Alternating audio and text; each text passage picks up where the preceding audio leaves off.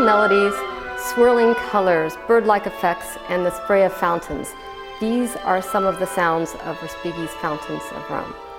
Respighi wrote the Fountains of Rome and his other colorful symphonic poems, The Pines of Rome and Roman Festivals, after moving to the city of Rome and being truly inspired by the beauty of the city.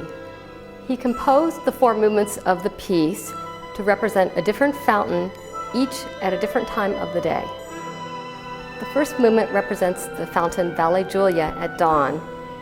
In this movement, the orchestra opens with a meandering oboe solo, followed by piccolo and bassoon, and other instruments slowly meandering and gradually awakening the orchestra.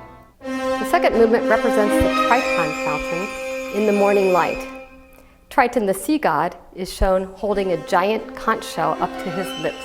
Respighi wakes up the whole orchestra with a blast of the horns that represent the conch shell. Underneath, you can hear the rest of the orchestra playing moving triplets, which represent the sound of moving water.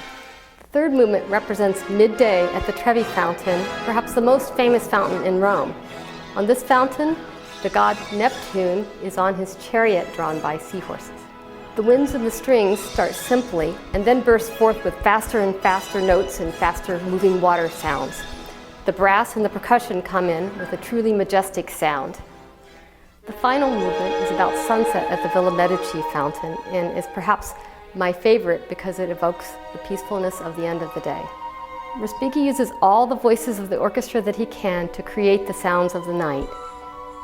Bird sounds on the piccolo, harp runs that sound like trickling water, descending slow notes that sound like a clock ticking down, and tolling bells in the percussion that seem to bring a peaceful close to the day. There's so much to listen for, and I really look forward to performing with our guest conductor this week, John Adams.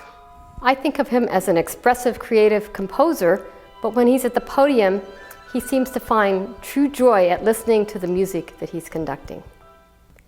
I'm Carole Bean. I play the piccolo with the National Symphony Orchestra. NSO, so inspiring. See you at the concert.